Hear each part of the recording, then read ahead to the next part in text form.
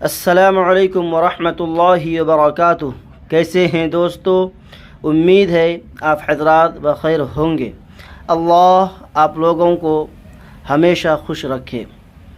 دوستو چلتے ہیں پھر آج بھی ایک ایسے واقعہ کی طرف جو بہت ہی دلچسپ اور سننے کے لائق ہے، ضرور سماعت کیجیے۔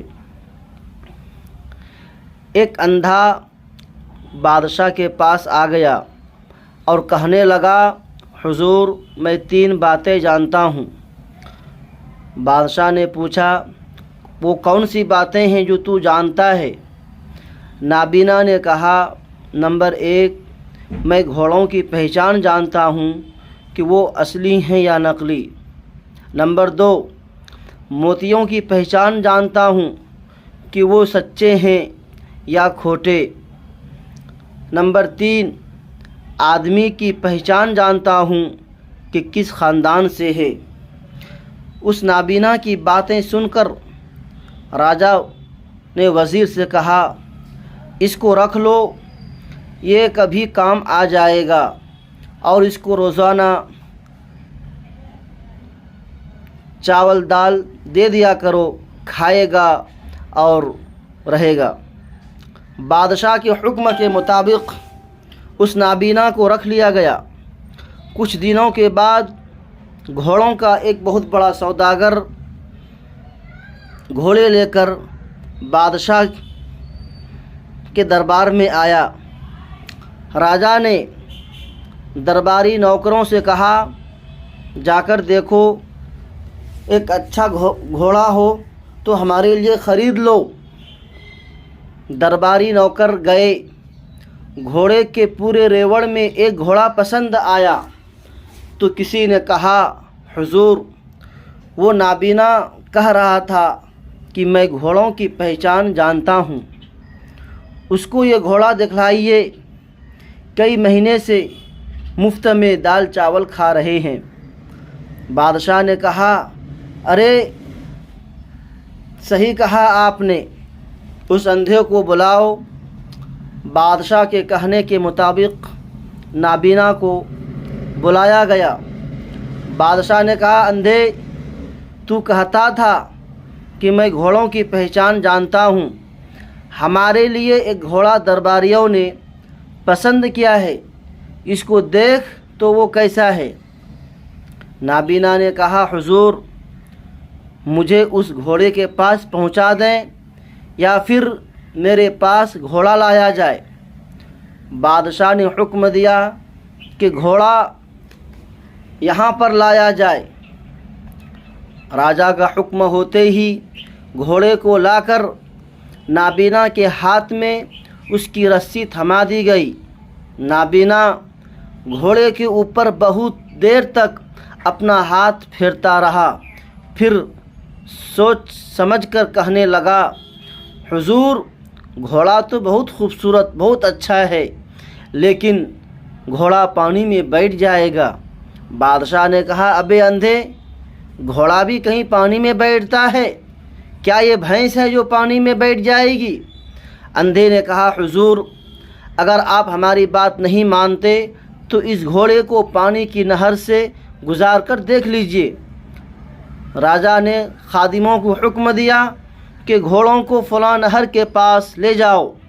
نوکر جب گھوڑے کو نہر کے پاس لے گئے تو پانی دیکھتے ہی وہ نہر میں جا کر بیٹھ گیا۔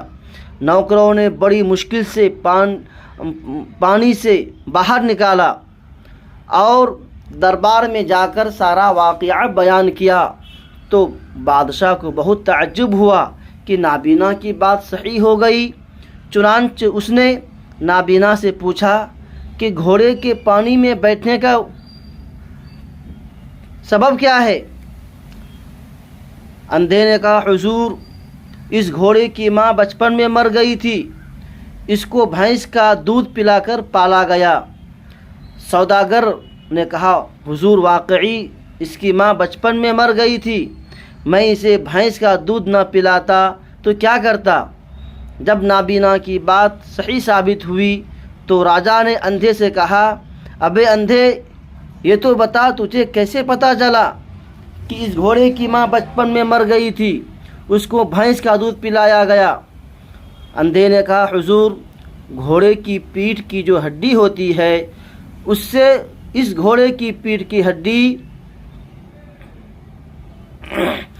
2 انگل بڑی ہے، یہ ہڈی بھینس کا دودھ پلانے سے بڑھ جاتی ہے۔ راجا نے کہا یہ اندھا تو بڑے کمال کا ہے۔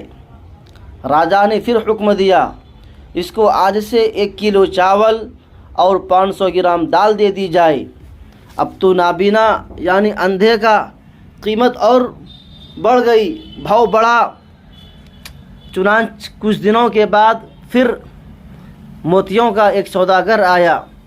بادشاہ نے اپنے درباریوں سے کہا کہ اگر اچھے ہوں تو لے لو۔ درباریوں نے کہا حضور، وہ نابینا کہتا تھا کہ میں موتیوں کی پہچان بھی جانتا ہوں، اس کو بلا کر موتیوں کی جانچ کرا لیں۔ راجا نے کہا ہاں، اچھا تم نے یاد دلایا۔ بادشاہ نے حکم دیا کہ اندھے کو فوراً دربار میں حاضر کیا جائے۔ جب اندھا دربار میں آیا تو بادشاہ نے کہا اندھے، تو نے کہا تھا کہ موتیوں کی پہچان جانتا ہوں، ہمارے لوگوں نے چند موتی پسند کیے ہیں اور ہمیں بھی پسند ہیں، بتاؤ یہ سچے ہیں یا کھوٹے؟ اندھے نے کہا موتی ہمارے ہاتھ میں دے دیجئے۔ موتی اندھے کے ہاتھ میں دے دیے گئے۔ اندھے نے ان موتیوں کو اپنے منہ میں ڈال کر 10 منٹ کے بعد نکالا اور کہا حضور، یہ موتی بالکل کھوٹے ہیں۔ راجا نے موتی کے سوداگر کو بلا کر کہا یہ ہمارا نابینا شخص بہت تجربہ کار ہے، یہ کہتا ہے کہ موتی بالکل کھوٹے ہیں، تم ایسے کھوٹے موتی لے کر ہمارے دربار میں تجارت کے لیے آئے؟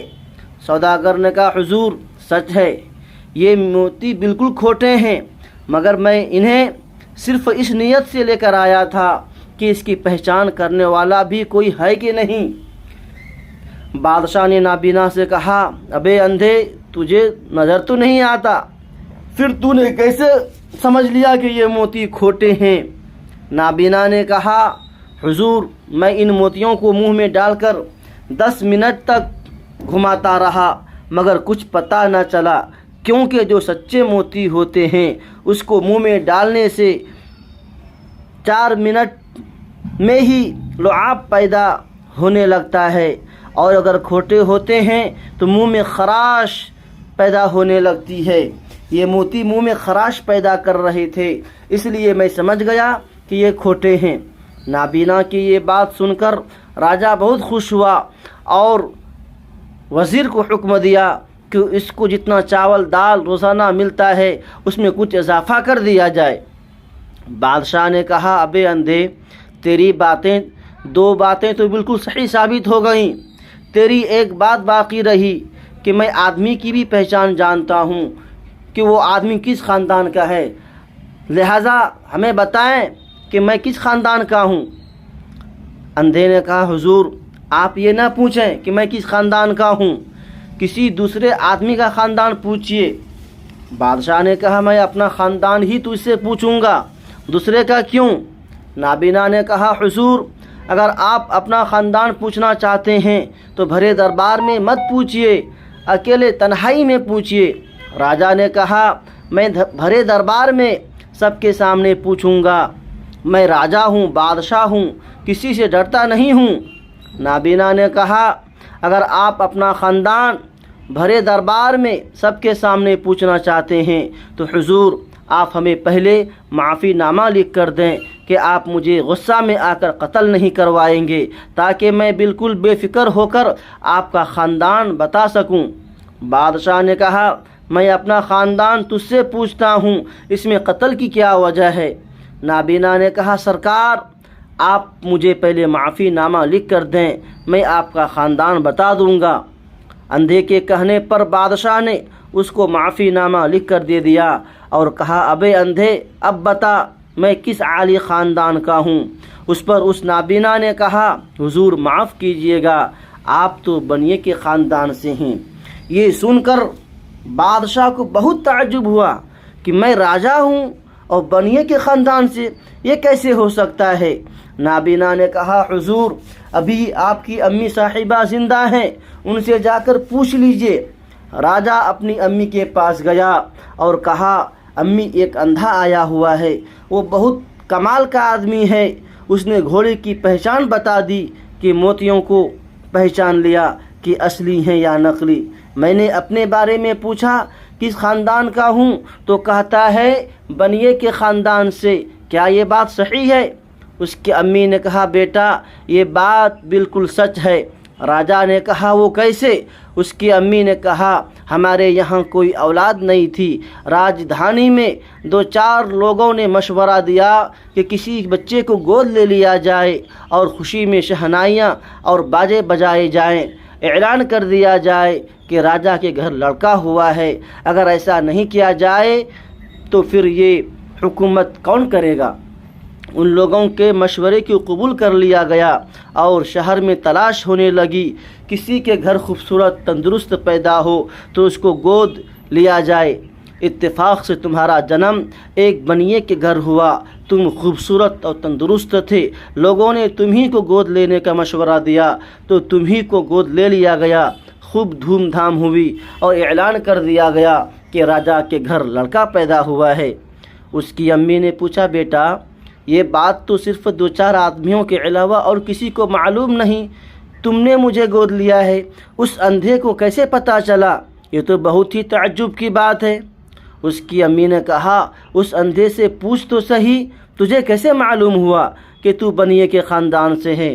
راجہ نے اندھے کو بلا کر کہا تیری بات تو بالکل صحیح ہے، لیکن میری امی کہتی ہیں کہ یہ بات تو کسی کو معلوم نہیں، اس اندھے کو کیسے معلوم ہو گیا؟ راجہ نے کہا ابے اندھے تو وہاں کہاں چھپ کے کھڑا تھا یا کسی نے تجھے بتایا؟ آخر اتنا بڑا راز تجھے کیسے معلوم ہوا؟ نابینا نے کہا حضور نہ تو میں وہاں کہیں چھپا ہوا تھا، نہ مجھ سے کسی نے بتلایا اور نہ ہی میں نے کسی سے پوچھا، یہ بات بڑی آسانی سے مجھے معلوم ہو گئی، اس طور پر کہ جب میری 2 باتیں آپ کے سامنے صحیح ہو گئیں تو اگر آپ کسی عالی خاندان سے ہوتے تو مجھے انعام میں زمین جاگیر دیتے یا مکان ہی رہنے کے لیے دیتے، اگر اتنا نہ ہوتا تو کچھ رقم تو ضرور ہی انعام میں دیتے، لیکن آپ نے جب بھی انعام دیا تو دال چاول ہی دیا۔ اس سے صاف معلوم ہو گیا کہ آپ بنیے کے خاندان سے ہیں۔ یہ سن کر بادشاہ خاموش ہو گیا۔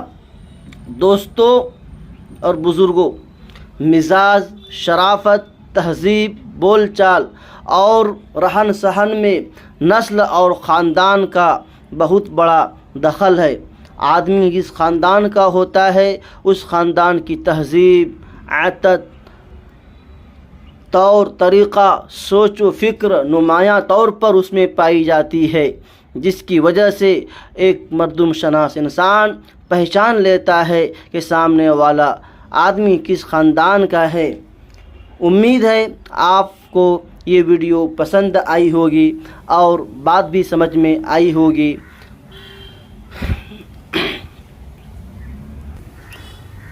جزاک اللہ خیرا، احسن الجزا۔ ویڈیو پسند آئے تو ضرور لائک کریں، بیل آئیکن کو دبا دیں، دوستوں سے بھی شیئر کریں۔